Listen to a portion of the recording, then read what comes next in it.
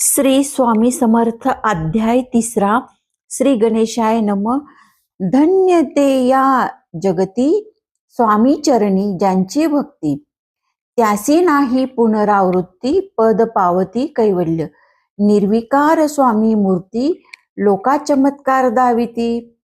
काही वर्ष करून वस्ती मंगळ वेडे सोडिले, मोहळा माझी वास्तव्य करीत अप्पा टोळ झाले भक्त। तेथीचे साकल्य वृत्त अल्पमती केवी वर्णू।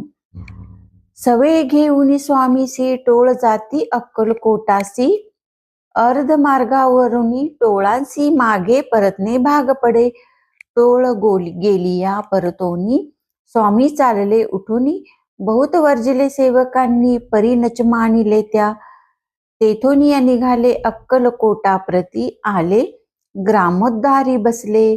यतिराज स्वेच्छेने तेथे एक अविध होता, तो करीते यांची थट्टा। परी काही चमत्कार पाहता, महासिद्धी समजला पूर्व पुण्यास्तव निश्चिती। आले चोळाप्पाचे गृहापती, स्वामीसी जाणोनी ईश्वर मूर्ती। चोळाप्पा करी आदर योग यादिक काही चोळाप्पाने केले नाही।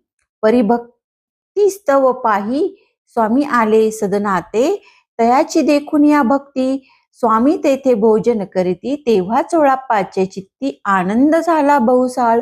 तैपासून तयांचे घरी राहिले स्वामी अवतारी। दिवसेंदिवस चाकरी चोळाप्पा करी अधिक अधिक, तेव्हा राज्य पदाधिकारी। मालोजी राजे गादीवरी दक्ष असूनी कारभारी।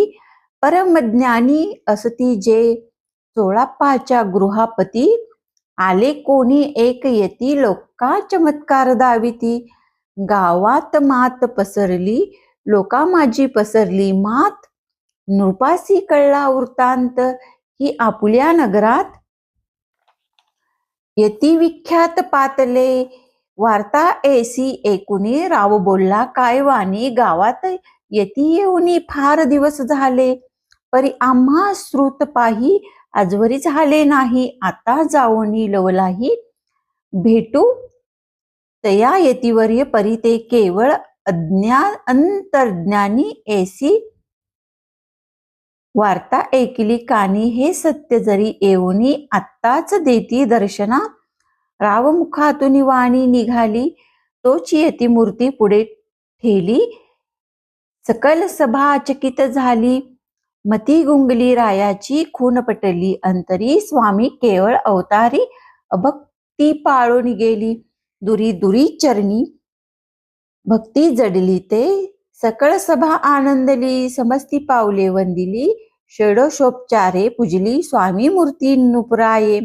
इति श्री स्वामी चरित्र सारामृत नाना पाकृत कथा संमत प्रेमळ भक्त परिसोत तृतीयोध्याय गोड हा।